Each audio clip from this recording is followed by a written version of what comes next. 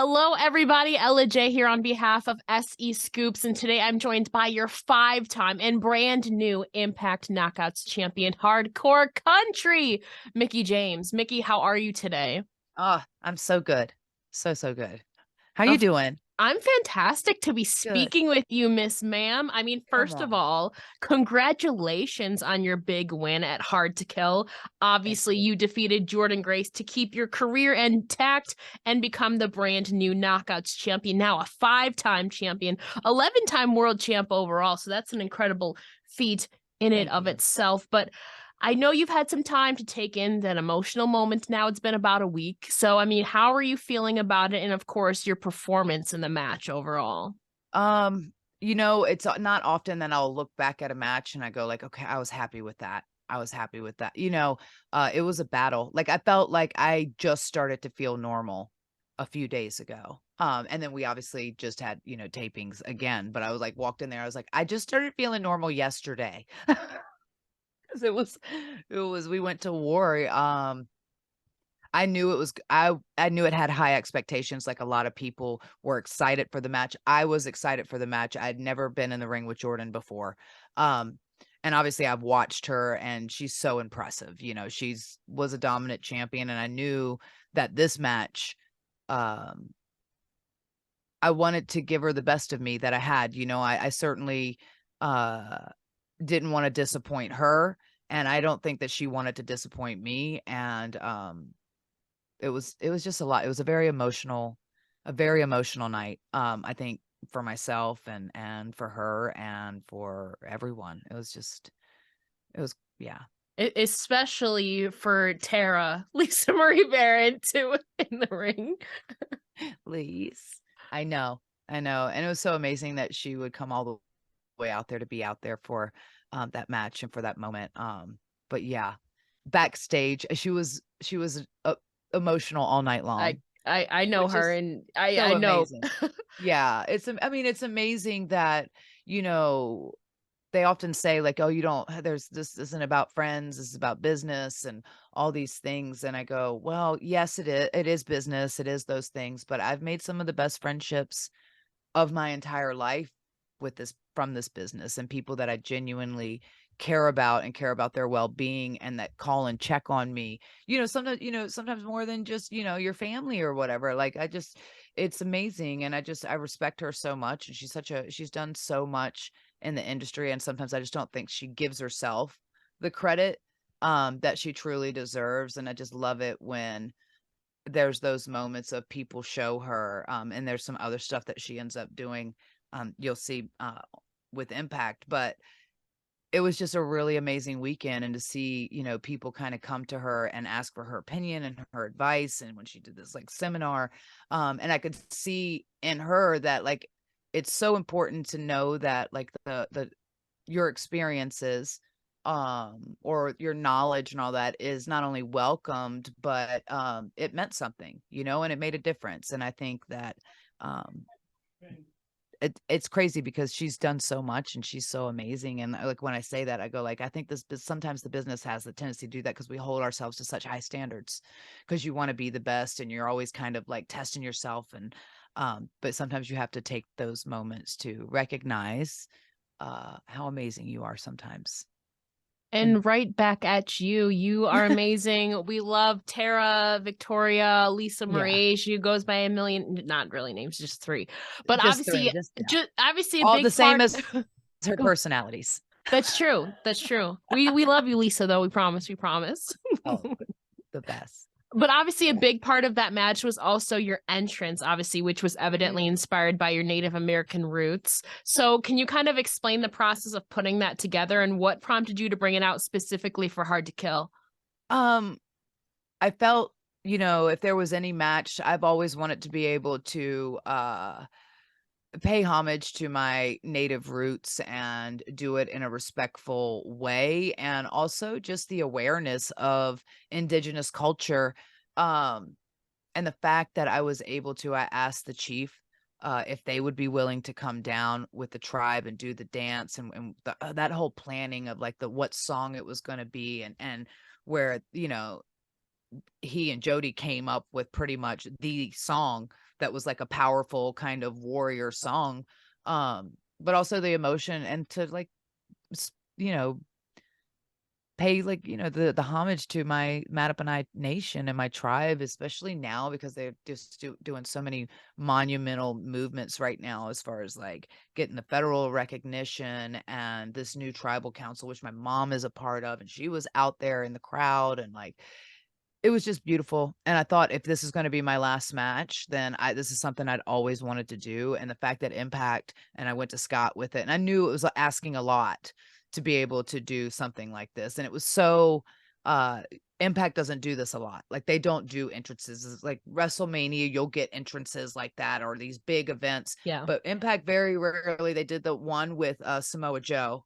I remember they did that with the dancers before, but it's very rare that they'll do something like this. So it was a big deal. It was a big deal to get the tribe there. It was a big deal to kind of orchestrate it to where it looked and was presented in a very respectful way. And I feel like the one reason why I've never like done a whole lot with my native culture in wrestling is because oftentimes it's just like in television. I just feel like it's this like false narrative of it's a campy comedic version of Native Americans or how we see them.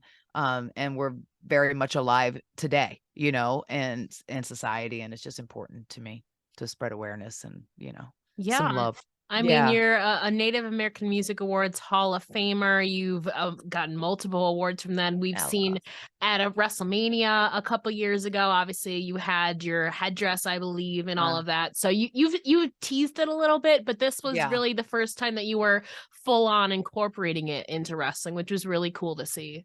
Thank you. Yeah, I was honored to be able to do that and honored to be able to showcase the tribe and I was so honored actually even more because I didn't know how the audience was going to take it Yeah. because like it's so not wrestling, right? I was like, are they going to love this? Are they going to hate? Is this going to turn me heel? Are they going to be like, what the? Um, but there's been nothing but like positive uh incredible like love and responses about it, even from like the native community where it's like, oh my god, thank you Impact for finally like representing us in a amazing, professional, respectful way. That's so cool that they would do that because just never really had been done before. Yeah, and I feel like you bring so much awareness to that. And obviously, there was really no way that you would have been heel in that scenario. It was such an emotional day. Obviously, Yeah. you defeated Jordan Grace, which also officially ended the last rodeo at Hard to Kill. So, kind of what happens now in terms of your career? Can you kind of provide us with some clarity? Where does Mickie James go from here? Right. Yeah, so the last rodeo is over. So I guess technically I can lose a match, but obviously if I lose a match, hopefully it's not my championship. I want to hold on to this as long as I can. Uh but so it was a journey. I thought it was an amazing way to kind of tell my story, but also to test myself and have matches that you may never see again. Like any match could have been my last match on that whole thing. And I felt like to come in as any other, woman on that roster and start at the bottom and work her way up, I felt like that was a real way to test myself, and to prove that I still belong and prove that I could have hopefully all these different style matches with different styled competitors, um, and earn a shot at the championship and earn that I still belong. But obviously, if I would have lost, then I had to retire. And so I didn't retire because I won all the way to the championship, won the championship. Thank you. And it's amazing to hold it again. I always say, like, you have to raise your bar, you have to raise your goals. And I said recently that I would really love, and my next goal, um, whether this be like the last run or whatever it is, I'm going to make the most of it. And I'd really like to, this is a world championship and I would like to represent this all over the world. And, um, and be a true world champion. I would love to, put myself against the best of the best, you know, out there. I want to be I don't know that I'll be a dominant champion like Jordan Grace, but I do hope to, you know, maybe go down as one of the greatest knockouts world champions of all time. Maybe. That would be awesome. Yeah. And just represent the championship and do the best I can. I felt like I tried to do my best job last time and it wasn't as long of a run. So hopefully I can hold on to it a little longer so Well, I can really test you myself. definitely are encapsulating that wanting to face the best of the best mentality. Is obviously we move on from the last rodeo. You now pivot to the Russian dynamite, Masha Slamovich, and I obviously know you love her. I've been on this Mickey Masha agenda for months. I know. We saw her issue you a death warrant warning you that your poison is coming back to bite you. Is obviously, you know, you handpicked Masha I Slamovich did. in the pick your poison match. So kind of what are your thoughts on this upcoming kind of full circle meeting with #1 contender Masha, who you essentially let into the door into I Impact did. Wrestling? I sure did. I mean, I think people you know, forget or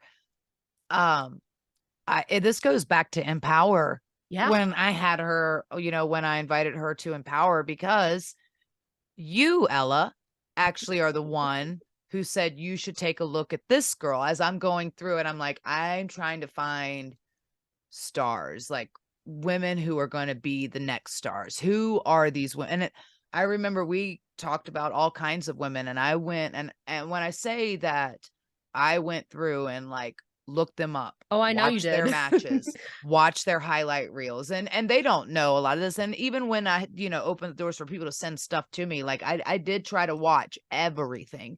Um and Masha just stood out to me so much because she was so different and she was so impactful and crisp and just she was cool. She She was was. cool and different. And then when I found out she's legit 100% Russian, speaks 100% Russian, you know, I was like, "Whoa."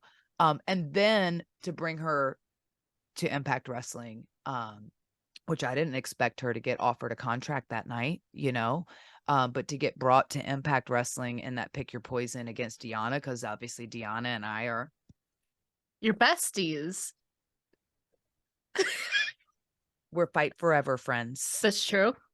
Brought her in for that to be my poison against Deanna, and she had such an impressive showing that, you know, Gail came out and they offered her a contract right there on, and I was like, whoa, this is so cool. It was wonderful to see something when you go like it just it helped validate like my eye for talent of going like I thought she had something special and then when it gets validated like on the spot like right in front of you, you're like, oh my god, this is such an amazing moment. And it was just emotional to see that. And then she's dominated. Like she dominated since she walked in the door and she's destroyed the competition like most women in that locker room.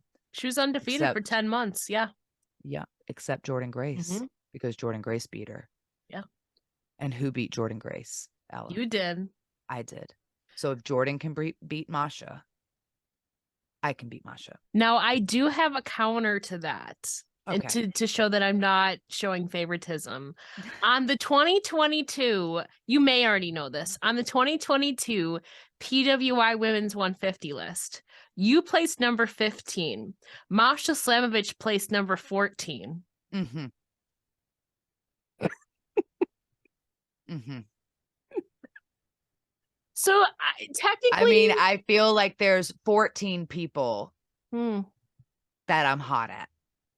one If of we're those going, is Tasha Steeles, who I believe she was in the I believe she was a little bit higher than you guys, but Tasha Steeles, obviously, you know, you have a history with, was also a little higher. But I'm just saying, like, you guys, oh, I know she rubs it in and everything that she gets, she makes sure that I know that she is the greatest that beat the greatest. I'm just saying, you've never faced Masha, but there's a story there to be told. And that story is going to be happening in a few weeks. And Yeah. I'm super excited for it. Obviously, she's already issued you a death warrant. So we'll see what happens leading up to I mean, your she's title intimidating match. and yeah, she is intimidating. Don't get me wrong, but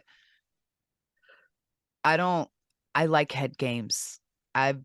You are the master of head games. I am a connoisseur of the mind games. So I appreciate it. And I know that she's hungry and she wants that championship. And I'm sure she'd love to beat me for it, but I'm not going to let it happen, you know? So Gonna make this title run remarkable, as you put it. And obviously, before we reach this crowning moment at Hard to Kill, and even the last rodeo, you kind of alluded to it before. You were having some complicated emotions regarding your future in wrestling. And you said that you felt like wrestling didn't know you anymore, and that women that planted these trees can't even taste the apple, as you put it. So can you kind of wow. explain why you were feeling that way and more about your mindset during that time? I think that is coming from, my friends, like a lot of my friends from the business are not wrestling anymore, you know? And I feel like, we do this and this is not just a woman thing. I think this is just in wrestling altogether. Like, you see so many people who have had remarkable careers and done amazing things and really pounded the pavement, you know. And now the business is so hot and uh you see these strides, all these things that you wanted. Equal time, equal opportunity, um equal pay, and you start to see these things come about and it's like, oh, it's amazing. But those people often don't get recognized for all the work. It's like, oh, it was this person. And I know how wrestling is, right? It's because it is very what's happening right now. But, I look back to the people that I looked up to, like the Miss Jackies or Sensational Sherry, who was my idol. Or, Trish and Lita, but Molly, Lisa Marie, women who were in an era of trying to find that balance. And the women that I work with, like, Beth Phoenix and Natty, who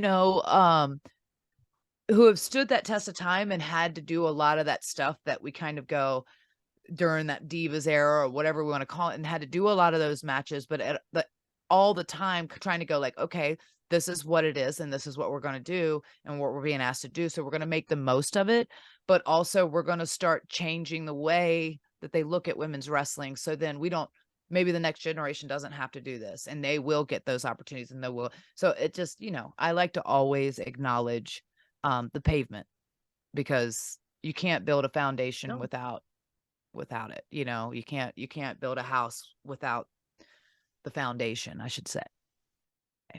And we do it, with people. We have founding fathers of wrestling and all the things, and we do our Mount Rushmores of our, goats and all that thing. But I'm like,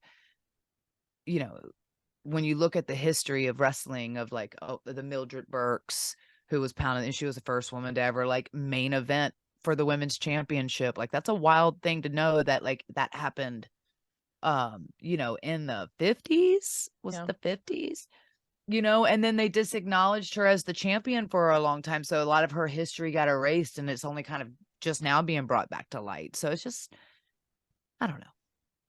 Not that I'm a historian or anything by any means, but I always love to give love back to those people, because I don't feel like they get the credit that theirs due. And they're certainly not reaping the benefits of the business today, of a lot of the opportunities that they helped create. That's all. That's to eat to eat from the tree that they planted, 10 years ago. Are you, obviously, you're now the champ. You've obviously been on a winning streak since like August. Do you still feel like wrestling doesn't know you?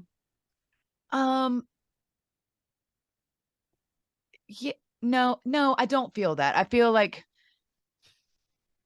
I'm trying to think of how I said that. I'm like what that was taken in context of. And I just, when you become that person in the locker room where you're sitting in the back, and I think I'm so respected in the locker room, and I don't mean that, but it's like, it's not often, hanging out in like the same locker rooms of the girls that I hung out with. And we would go riding in car rides, road trips, or going to, the restaurant after and just cutting up or whatever. Like, I don't have a ton of those people left, to hang out with. And maybe it's just different, that's just, so that was kind of like more, I think, behind the scenes, because it is such a generational thing. Like, I just feel like I don't have the same things to talk about. I'm talking about my son or my horses or, other stuff. And it's very, I don't know. I'm misunderstood. You're overcritical of yourself. This is true. But I think that is, it's not probably my most redeeming quality, but I will say that is the one that's kept me not only humble, but trying to keep getting better and better, because I can find something wrong with everything. My promos, my matches, if I can nitpick everything apart. The fact that at Hard to Kill afterwards, I never twisted my regalia back around because it was on, like, with the side flap in the front. I didn't even notice that. It drives me crazy. It's driving me crazy, but it is what it is.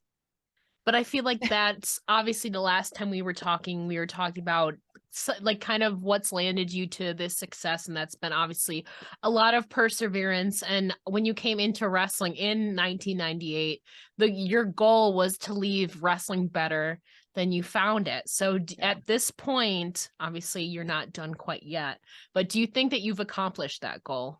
I do.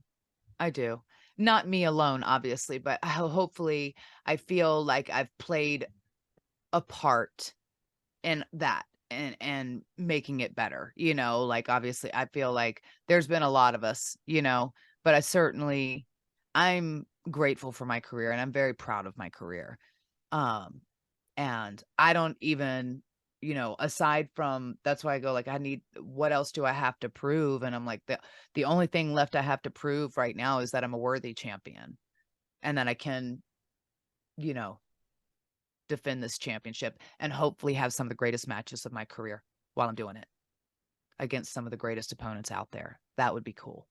But yeah, I'm happy, Ella. Like, it's good to hear you talk positively about yourself, because it kind of like, I was listening to a bunch of your interviews that you were doing during your media tour. I listened to like at least 10 of them. And at one point that you said that you didn't feel worthy of the career that you've had, or like worthy of being like recognized. And it kind of broke my heart a little bit. And I mean, we're all like critical of ourselves, but I think that's good that right now you're recognizing that you have contributed. This is progress. I don't, worthy is sometimes I don't feel worthy of the career, that I've had. Like, I think that we all work hard. Everybody works hard, and I've been very blessed to get some amazing opportunities, and they wouldn't have come without hard work and without those tests of, and not giving up, and times when sometimes I wanted to give up, or having the right friends around me to not let me give up when I wanted to give up, but sometimes, it's maybe it's because I come from, a small town, and like,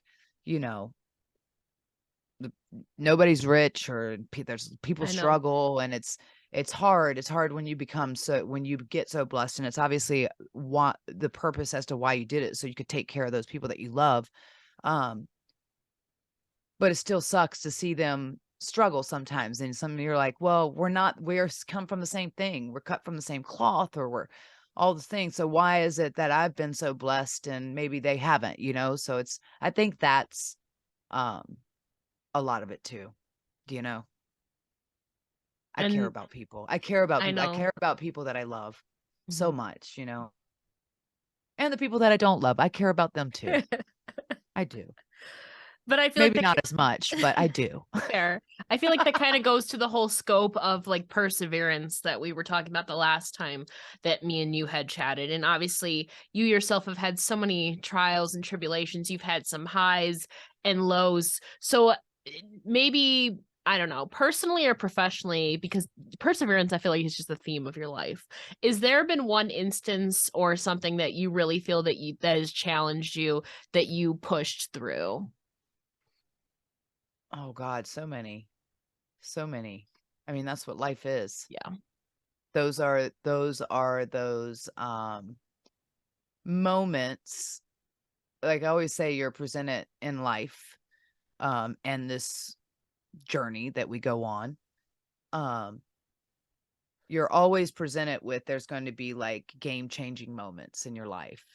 And we don't always recognize them, but they're usually like these real, like, sit down decision making moments. And what you choose then puts you down one path or the other, right? Like, we all, I feel like we should all be achieving our dreams and all doing the things that we love to do, and sometimes we get off path, but you feel happiest when you are doing those things, because it's not even, doesn't feel like work. It's just you're doing, so I feel like, and a lot of times those hardships of like when you want to quit, like that, when I wanted to quit in OVW and Tommy Dreamer's like, you need to take a break. You need to go home and rethink this decision. Cause he watched me from, I think, a year. I'd been wrestling when I was getting those ECW tryouts and I was not good, but he had already watched me from there to then this must have been 2004-ish. And it wasn't that I wasn't good. I was good, and I knew I was good. And I think that's why I was so upset and frustrated, because I was like, I know I'm good. And I feel like I just want the opportunity, a chance. I don't understand why I'm down here, training people, and I know I'm better than all these people. So I just want an opportunity. I don't mean like the girls on TV. I meant like the girls in Yeah. developmental where we were, because most of them weren't. And these are my friends and I love them, but like, Yeah. most of them weren't, they didn't Or come from wrestling. So I was like, background. Yeah. well, did I just come at this the wrong way? Should I have just went down a different path, like tried to be a model and then just kind of signed up for wrestling? I was like, did I, because I love it so much, or because I desire to be the best? Is that the problem? Like, do I need to stop caring, And it's not in me to stop caring about it, because I've been I've just held my self to high standards. And I think my grandma from horse training and showing did that at a young age. Like, she, it was hard competing because you were competing against professionals all the time. And I just wanted to be good, and I wanted to, you know, push yourself. And I think that kind of like created that foundation for everything else in life, but nothing great comes without adversity. And in fact, most times before you get, and that's where I say that's what separates people, is like that giving up and persevering through which decision you make right there. Because most times that biggest test, that darkest moment, happens right before the breakthrough, right? So it's like that last test of like, if overcoming this freaking hurdle that seems insurmountable before you get the blessing that you've been asking for, um at least I feel like that's been true for most parts of my life. And sometimes you don't see it then because you're in it. But Do you in recall the end, what it all Tommy works out. Dreamer said or did that convinced you to keep pushing forward and not quit? Oh I gosh, don't, I would not be here today where I am if you would have quit back then. For real. yeah, it wasn't Tommy that said it, it was my mom. Okay. Because my mom was never, she wasn't a wrestling fan. Like, she liked Ricky the Dragon Steamboat, Yeah. but she wasn't a wrestling fan. She didn't love the fact that I was wrestling because she was terrified I was going to get hurt. Yeah. I was living in Louisville. I was traveling all the time, like weekend warrior in it, not making any money, risking injury, no health insurance, all the things, right?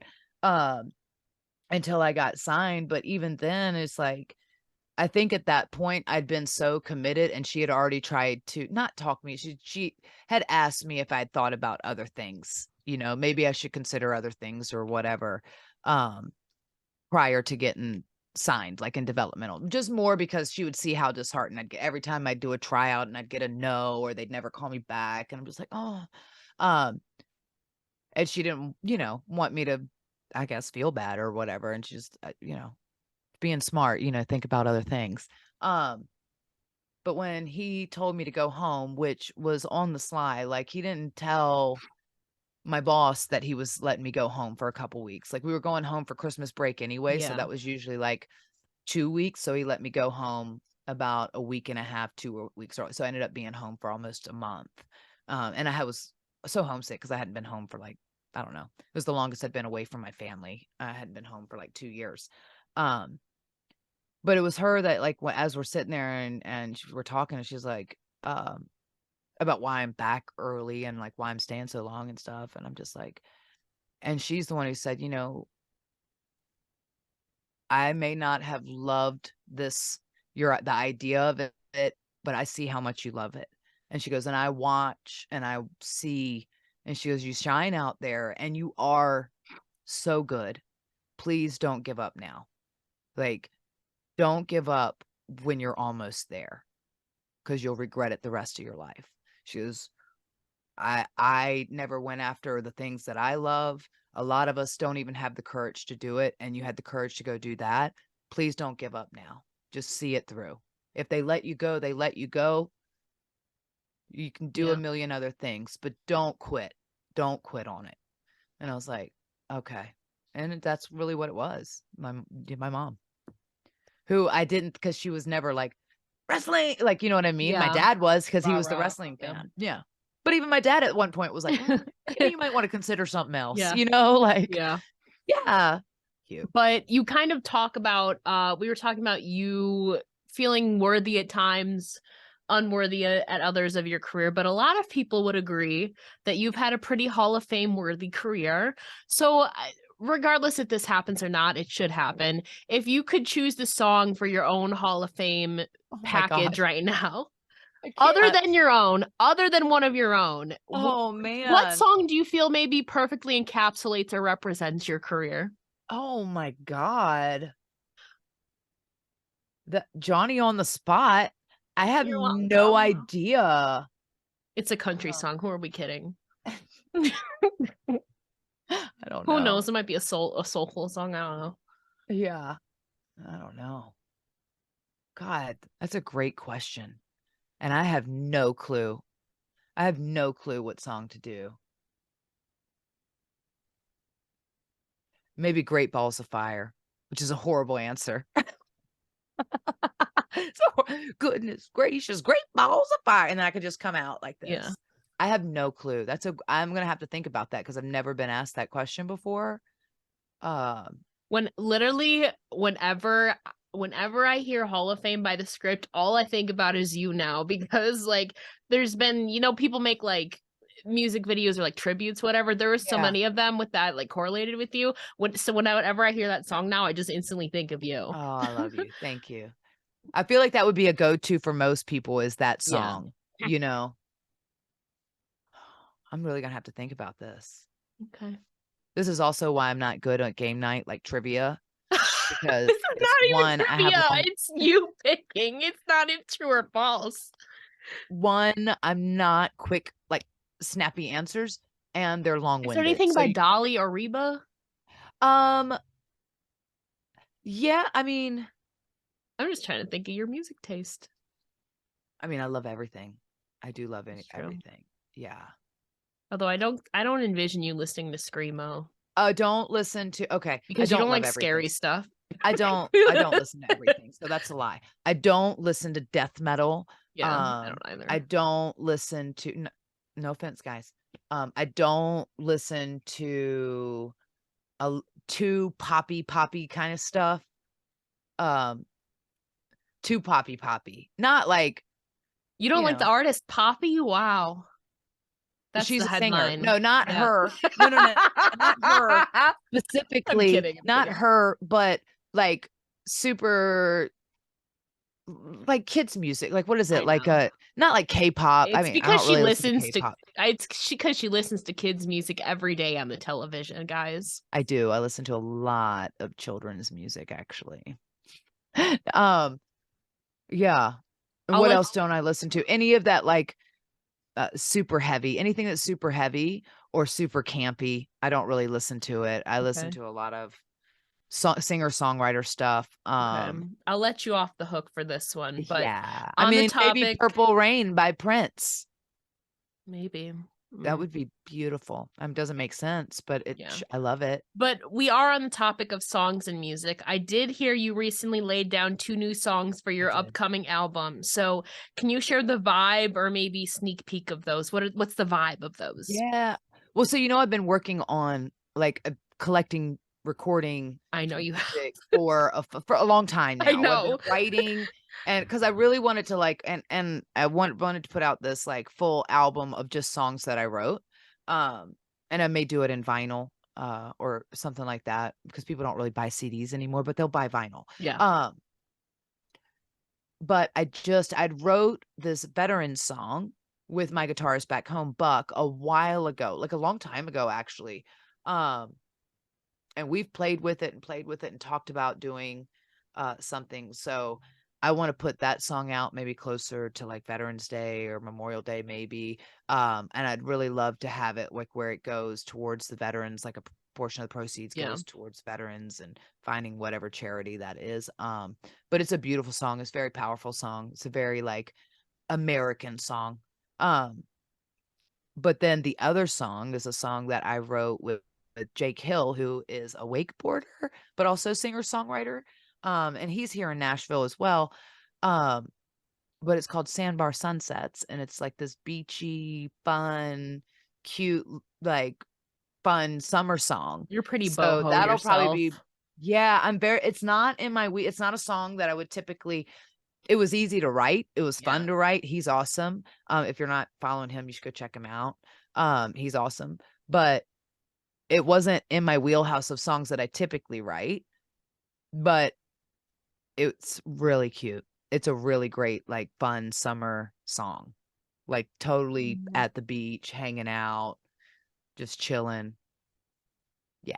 Obviously, music can be an avenue for escape for a lot of people, much like wrestling, which you said was a main reason that you mainly got into wrestling, along with the character element. And you've said that your story in wrestling was never meant to be a fairy tale, and maybe it hasn't, but you know what it did do? Your story definitely did draw in and connect with a lot of people, including myself. So how do you feel knowing that you have been kind of been given this opportunity to be that escape for people in the same fashion that people like Macho Man and Sensational Sherry have given you? Um, amazing. Amazing, actually, and it's humbling, and it's sometimes we forget to recognize that, but when I have a chance to have a conversation like with you and we talk about different things that in the moment maybe I didn't love or, I didn't think it was doing anything great, or it wasn't important, and then you realize how important it was, um, from, the Trish Trish angle and, the amount of connection I've had with fans who were like, it helped them come out of the closet or be, open about their sexuality or and feel like, okay, it's totally okay. It's not anything. You know what I mean? I have a lot of that, which is wild to me.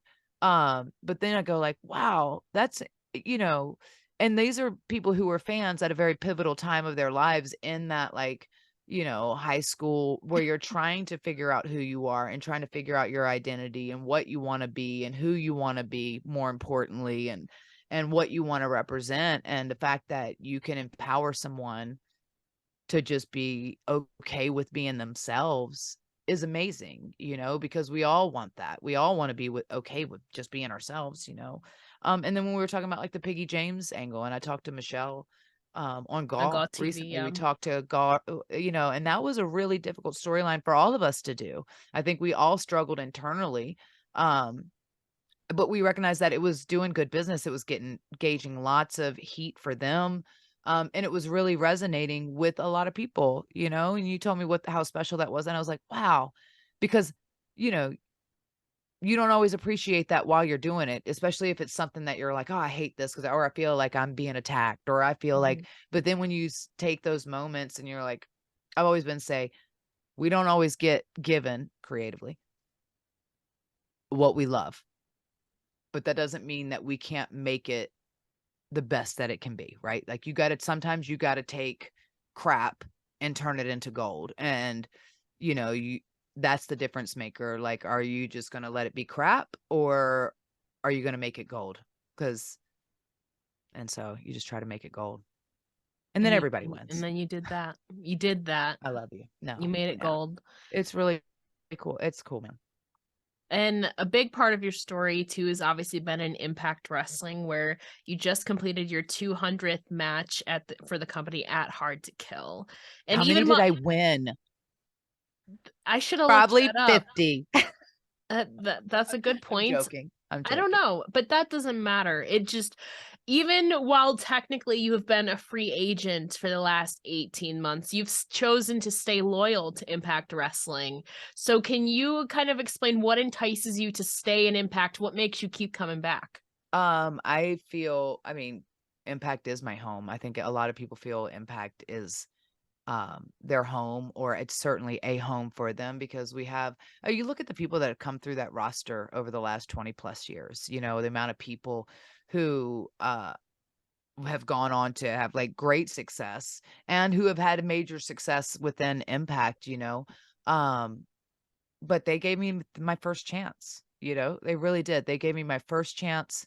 They gave me a chance in a time where I was really questioning myself, my value, my decisions, where I wasn't like I was in such a weird place 2010. You know, I was just really uncertain of who, you know what I mean? And it helped me remember who I was and what I wanted, and realize that it, you know, no opportunity, like there's a reason for everything, and there's a learning from everything. And um yeah, and there wouldn't have been hardcore country, you know, Mickie James and this whole resurgence of my career, uh when I felt like I was in either I was sink or swim, you know, kind of place. And now to be able to come back, and you know what they did for myself and NWA with Empower was special. Like the fact that they dedicated a lot of time, television time, the fact that, you know, we could have the Knockouts World Championship match on that card, and in a match that I felt like was something that people had never seen before. It was kind of like one of those dream matchups. It was cool. It was so, so special. And then to come back and then go into this angle um against someone who pretty much was, you know, I mean, she'd been the champion a long time, Deanna, but, you know, in conversations, when you talk about women's wrestling and you're like looking at the landscape of like people in those conversations who are deemed to be the best, right? And she was very, very OD much was in that. definitely in the best. Yeah. Yeah. And so, you know, it was a different test because I felt like I hadn't really been able to have a lot of those matches. You know, I really hadn't wrestled like that Like for a 2-3 while, you years. know? Like Yeah, I had yeah. wrestled, don't get me wrong, like I had wrestled, but not, I felt like it wasn't like hard, like Mickie James, who Mickie James, it wasn't a representation of who Mickie James truly Yes. was. Like I always tried to do my best and like do whatever. And I loved what I did. Like I loved being with Alexa. I loved, you know, working with Oscar or whatever, but there was so many other things that I really wanted to do, like, and people I wanted to wrestle. And I just never had a chance to do a lot of that stuff. And so even I was going like, man, these girls are freaking going.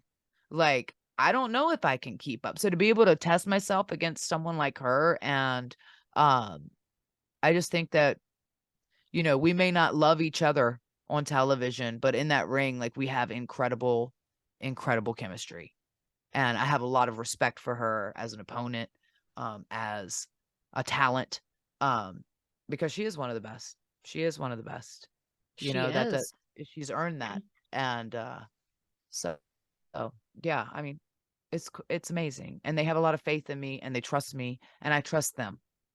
And I think that um I trust them because I can have open conversations with them, in real conversations, you know, and uh, it's not anything but, you know, good vibes. And I like that because I don't want to be in a place where I'm not happy to be there, you know, and having fun, because yeah, And you've been having a lot of fun. been Obviously, when you were so much faced fun. with free agency, you took matters into your own hands, much like another woman who's made her own major marks in recent months, that being Mercedes Moné.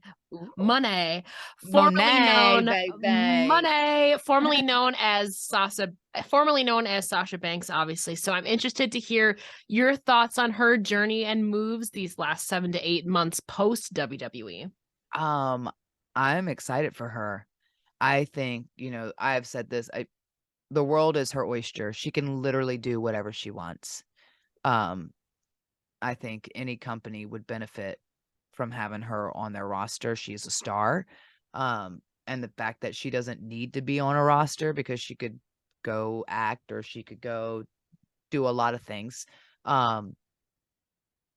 It shows that she has a genuine passion for wrestling, and she's great. And the fact that, so I know, hopefully this part, because that people talked about it, but I've never had a singles match with Sasha. Not.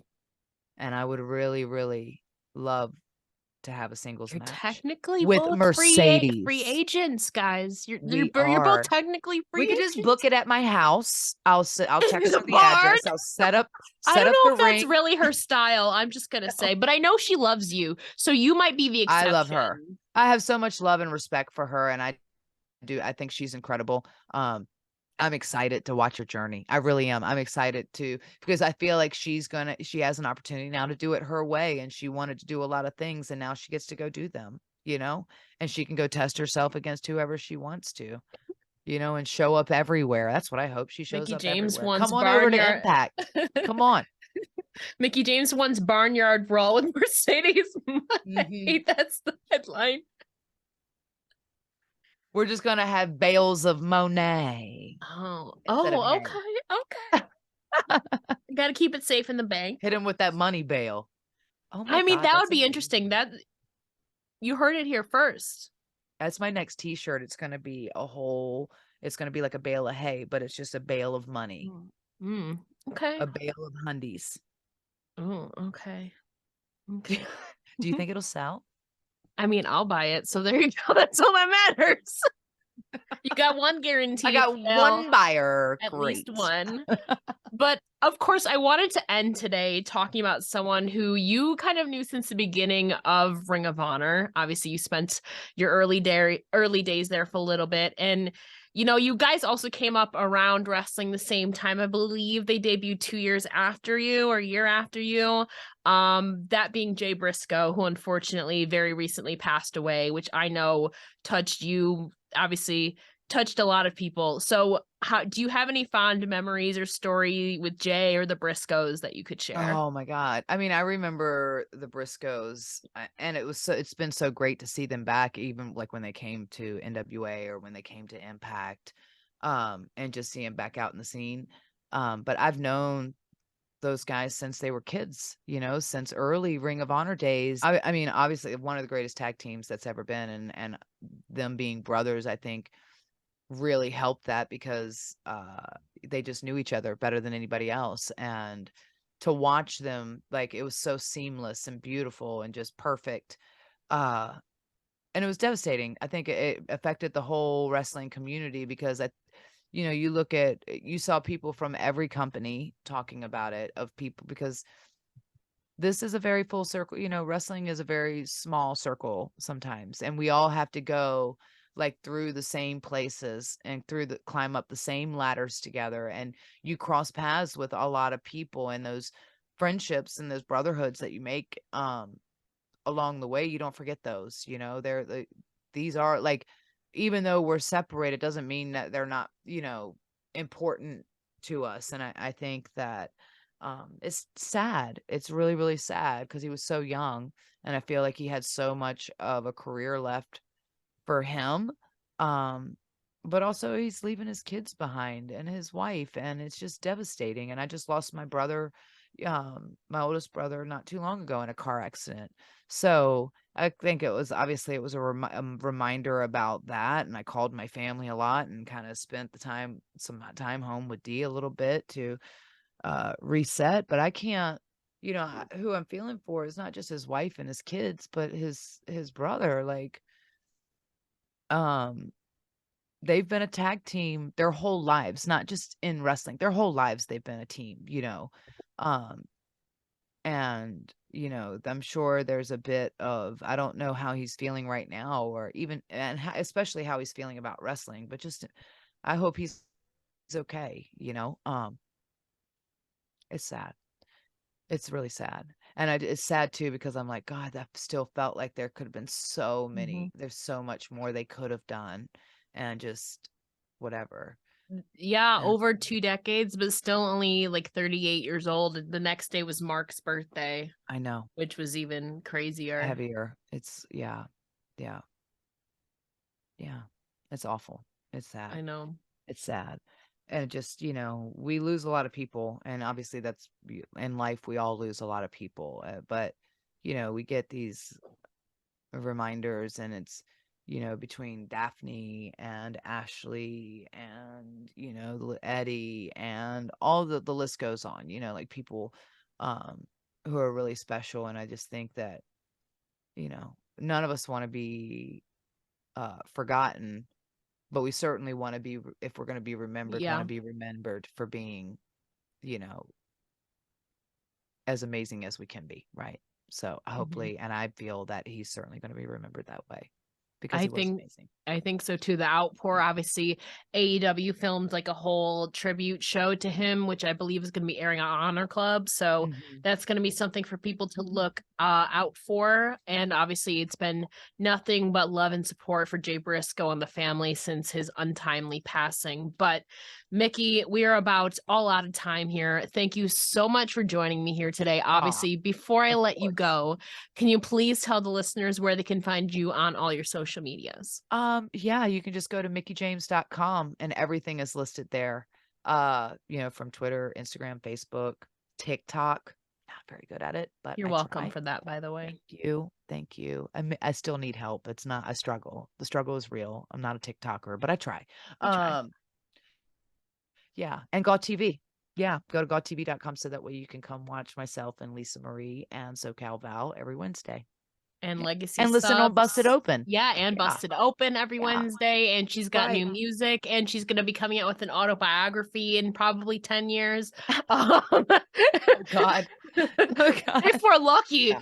Make sure you're watching Impact Wrestling on Thursdays, because there's a new champ in the house. And yeah. I would suggest watching this Thursday's episode too. You might see a familiar face on there. I don't know. But Mickie, thank you so much for joining me here today. Obviously, congratulations again. The brand new Knockouts World Champion, baby. Look at it. Look how pretty beautiful. it is. It looks beautiful on you. It belongs to you. Thank you. I feel like it's very Transformer-esque. It is. But it's a beautiful belt. It is. It's so pretty. Looks beautiful on you. I'm so happy I have it. Never lose it. I'm not. There you go. Yeah. You heard it here first. Never losing it. She's never losing it. Never. Mickie, thank you again. I love you.